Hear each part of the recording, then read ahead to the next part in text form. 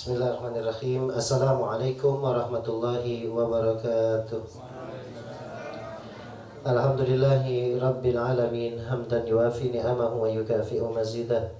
Ya Rabbana lakal hamdu kama yanbaghi li jalali wajhika wa li'adimi sultanik.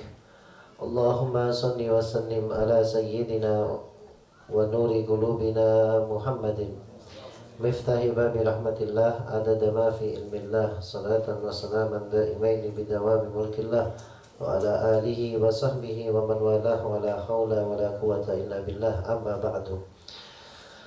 Ikhwan yang dimuliakan Allah wal habaib, jami'al habaib yang telah hadir di dalam majelis ini, semoga Allah subhanahu wa ta'ala senantiasa berikan manfaat kepada kita semua, karena sebab kita duduk dengan anak cucu Nabi Muhammad SAW. InsyaAllah bakal manfaat dunia akhirat. Siapa orang yang duduk dengan anak turun Nabi, maka dia bagaikan duduk dengan Nabi. Siapa orang yang sering duduk dengan anak turun Nabi, maka dia bagaikan duduk dengan Nabi Muhammad SAW. Ya, karena kalau mau dipikir-pikir, ada istilah itu dari Habib Ali, untung bagi orang yang pernah melihat Nabi atau pernah melihat orang yang pernah melihat Nabi. Paham ya? Kita ini untung karena bisa ngelihat duduk, apalagi sampai duduk bercengkrama, ngobrol bareng dengan cucunya Nabi, gitu kan? Kenapa begitu? Karena cucunya Nabi pernah duduk dengan bapaknya, bapaknya pernah duduk dengan kakeknya, terus yang matanya itu sambung sinambung sampai kepada Nabi Muhammad SAW.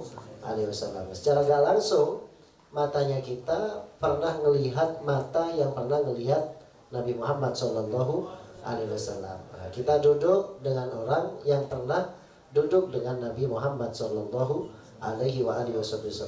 Ya, misal nih Habib Reza pernah duduk dengan abahnya, pernah duduk dengan siapa, nanti abahnya pernah duduk dengan kakeknya, pernah duduk terus sampai ke Nabi SAW.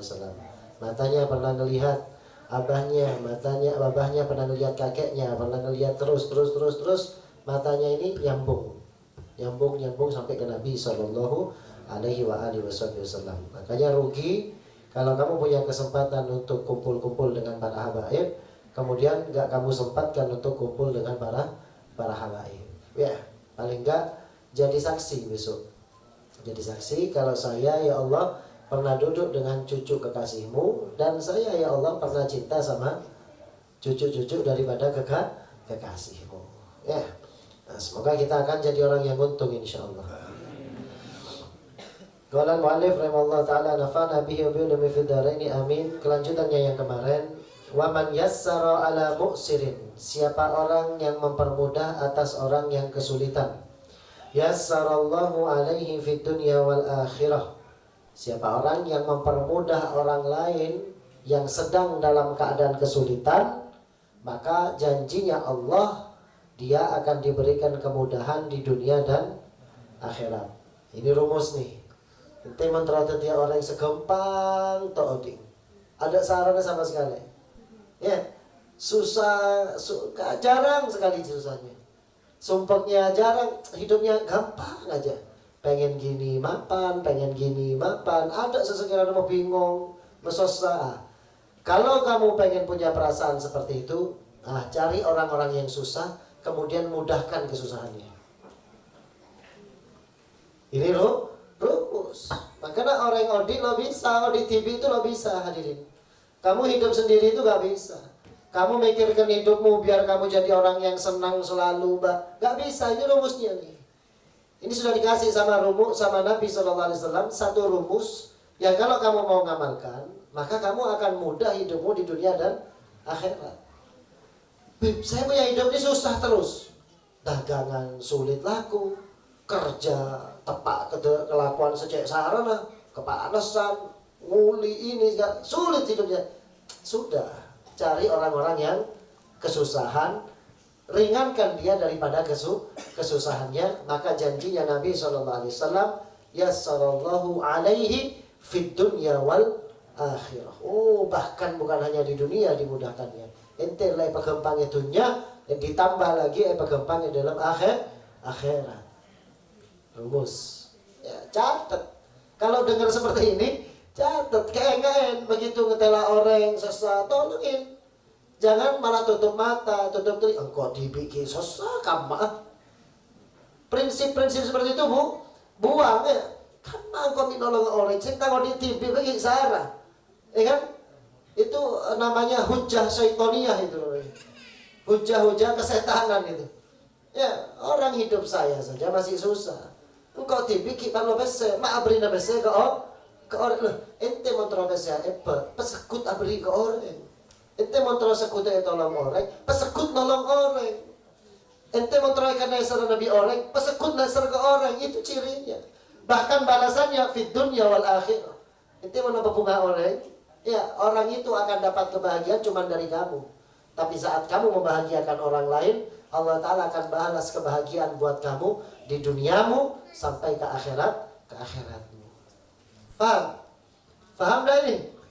Nah, nanti kalau pulang, cari orang-orang yang susah, sakit. Pikirkan, bayar. Ini kok beres. Ya, itu hakikatnya ente bukan ngobati dia saja, tapi ente ngobati dirinya ente sendiri. Ya, ini diobatkan kemana? Nyari akinakan, maksudnya. Aduh, ini takun melarat, bentang dan ceria. Dan bicara nama resoki.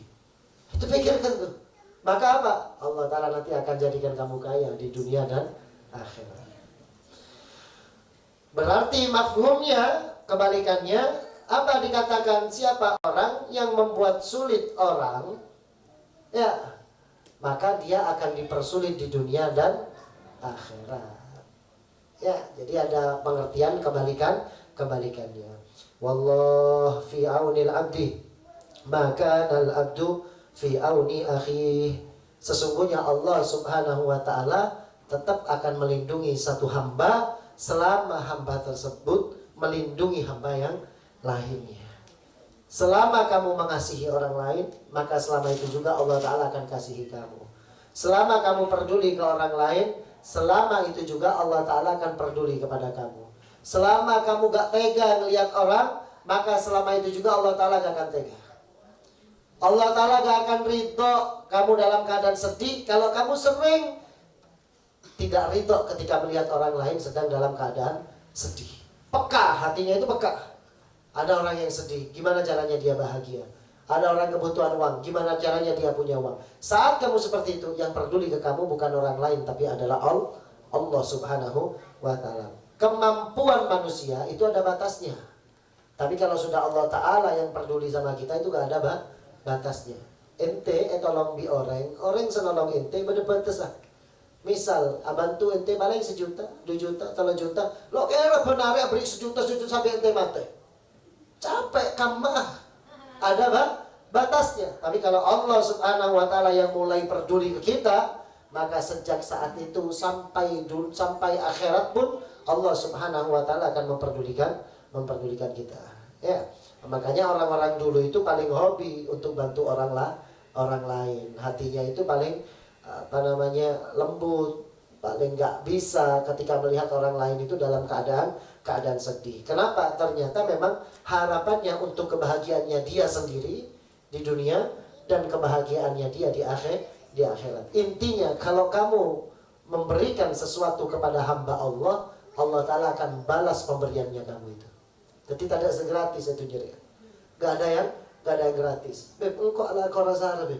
Tapi sini bagi percuma ke orang. Oh, gak gratis. Pemberianmu akan dibayar, dibalikkan sama Allah Subhanahu wa Ta'ala dengan berlipat-lipat.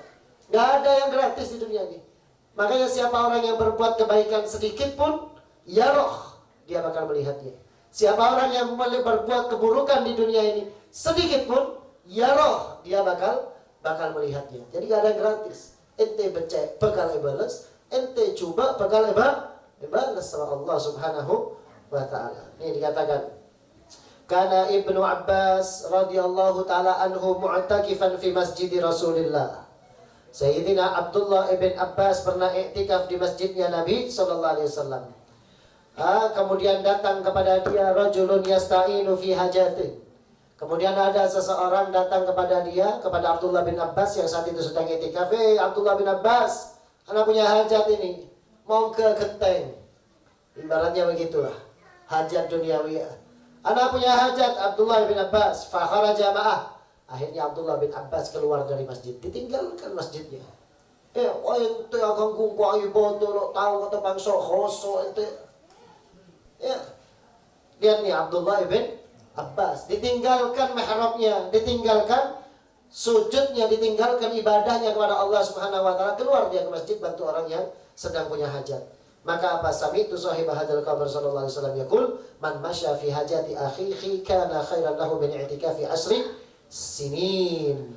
Dikatakan oleh Nabi sallallahu alaihi wasallam melalui daripada apa yang didengar oleh Abdullah bin Abbas, aku mendengar orang yang dimakamkan di kubur ini. Yang dimaksud adalah Nabi Muhammad sallallahu alaihi wasallam.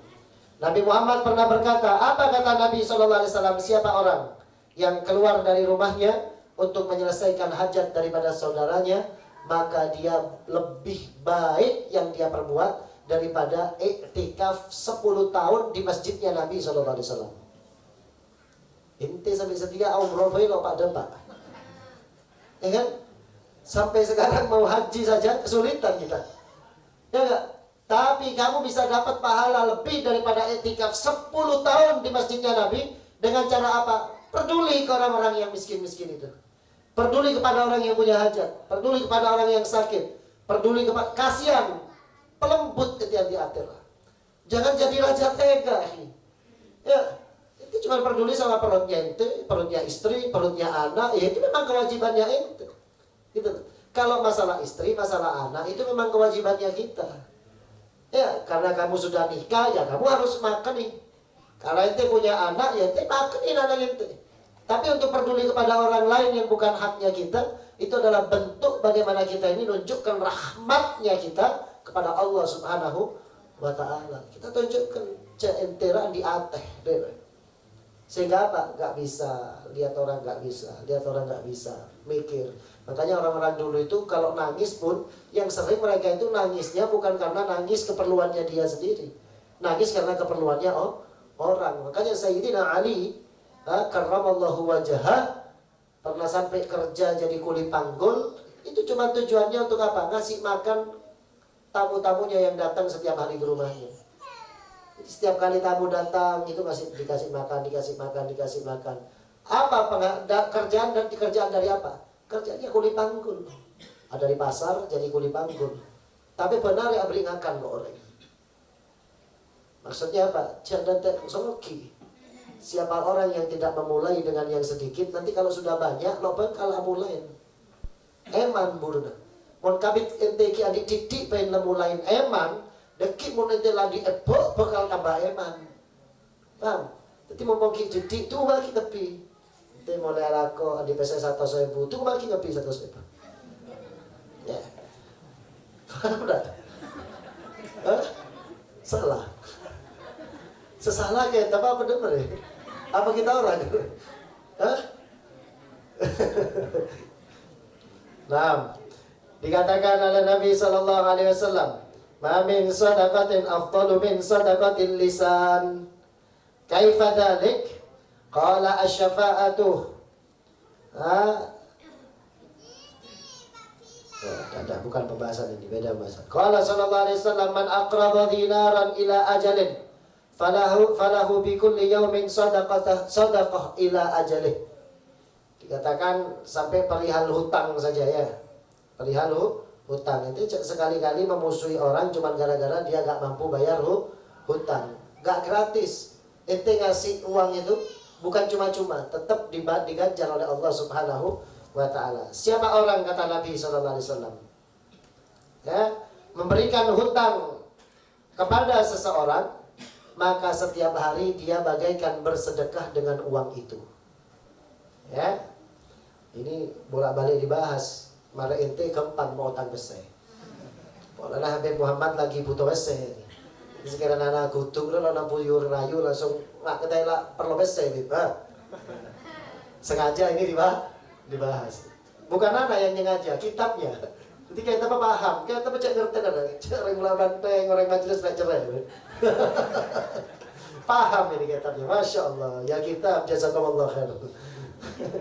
Ya Masya Allah kitab. Karena kan penting maca ya akhi. Ya kan? Siapa orang yang memberikan hutangan kepada orang lain, maka setiap hari dia bagaikan bersedekah dengan jumlah uang yang dihutangkan. Ente mau utang ana 1 juta, biana fajar sampai setahun. Berarti ente oleh kenceran pahala sedekah 1 juta selama 1 tahun. Istimewa itu. Tidak kerja kemudian ente. Ya, begitu ente bangkit sama Allah Ta'ala, ya Allah, anda tidak pernah nih sodako sampai setahun 1 juta, tidak pernah ini. Ente mau utang orangnya mundur sampai setahun. Jadi kejaran ente 1 juta peng setahun. Berarti dikalikan 360 hari.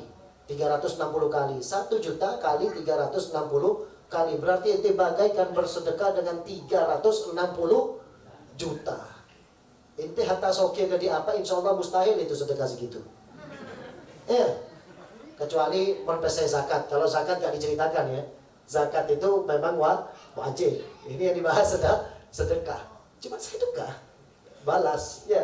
Gak ada tuntutan wajib. Siapa orang yang memberikan pinjaman seperti itu? Nah. Wa kaifa dzalik faida halla al-ajal fa'andarahu ba'dahu falahu bikulli yaumin mislu dzalika dain shadaqah. Kemudian kalau misalkan sudah datang waktunya, akhirnya diundur lagi. Ya, diundur lagi. Orangnya datang Pak Ima, semua orang Pak Ima, ya. Anak kilo bisa ngajar Pak Ima kente, ya kan? Sama Pak Ima diundur lagi. Yelah Beb, setahun lagi ya.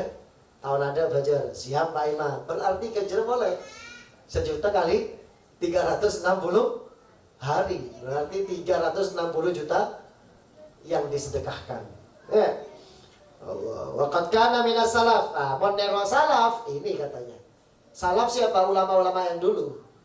Ulama-ulama yang dulu. Berarti mun beda ulama secara itu ulama kholaf itu. Ya, ulama khilaf. Beda ulama cerai. Beda ulama keng minta semacam tolong teman untuk. Ini ulama cerai ini. Itu berarti enggak niru salaf. Kalau mau niru salaf ini caranya nih. Wa kana minas salafi man la yuhibbu ayyaqdiya gharimuhu daina li ajli hadzal khair hatta yakuna kal mutasaddiq bi jami'ihi fi kulli yaumin. Ada ulama-ulama salaf itu dulu kalau dibayar hutangnya malah susah. Aduh, bajar gitu. Bajar. Padahal ada takun tanpa saya, tapi kok oleh kenceran sodako sedih malah. Kalau ada ulama yang seperti ini berarti salah. Ya, berbeda ulama nakian berarti bernisa salah. Berbeda ulama untuk salah cerai bakhil. Ya, gelama cuma nerewet tuh. Jazakumullah. Syukran. Untuk mengeluarkan nanti dulu. Ya, kalau ada ulama begini, ini bukan salaf namanya. Helap. Ulama helap itu namanya. Ya. Kenapa begitu? Nikmatnya itu begini. Uang yang dipegang orang itu masih uangnya kamu. Tapi kamu dapat pahala sodako. Kalau kamu mengeluarkan uang nih, niat sodako uang 100.000. Saya kasihkan ke orang. Kalau ente 100.000 niat sodako. Wes, itu uang langsung jadi punyanya Sair. Saya dapat pahala sodako 100.000. Tapi kalau menghutangkan, ya tanya biar air 100 juta ya, aku IBT Takut tanpa saya, tapi anak oleh kenceran sodako. Mencerdas nororia. Mencerdas pasti nororia. Kenapa? Karena itu masih haknya dia dan dapat pahala sodako. Mulai nanti malam tulis depan rumahnya. Menerima pinjaman tanpa bunga. Berapapun, mulai dari sertifikat ke encemakin. Ya, kalau mau niru, ente sukanya niru yang holaf. Biar nyaran ente, ya. Maunya cuma nerima, ngeluarkan nggak mau. Ya, nggak bisa seperti salah. Sehingga apa yang didapat ya udah begitu aja. Ya, derajat cuma segitu gitu aja. Ya, lah ini yang diajarkan oleh ulama kita. Wa qala man salaka tariqan yaltamisu fihi ilman wallahu a'lam bis-shawab. Bisirril Fatihah.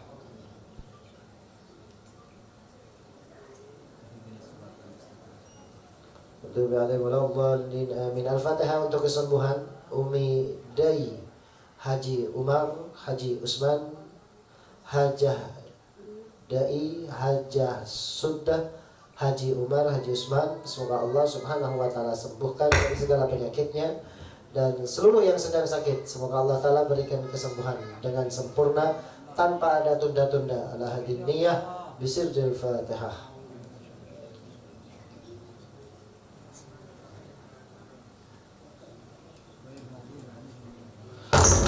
Kemudian Al-Fatihah untuk hajat, yang sedang punya hajat, yang khusyuk ini ya. Kalau masalah hajat ini ya, yang khusyuk, karena efeknya nanti akan lari untuk kemaslahatnya pesantren ya. Semua yang punya hajat, baik untuk pribadi kita atau yang memikirkan pesantren, semuanya yang sedang punya hajat, semoga Allah Subhanahu wa taala segera sampaikan kepada hajatnya tanpa ada halangan sedikit pun. Ala hadin niyah wa ila mana wa aslafuna wa sunnah salihun. Nabi sallallahu alaihi wasallam bisirril Fatihah.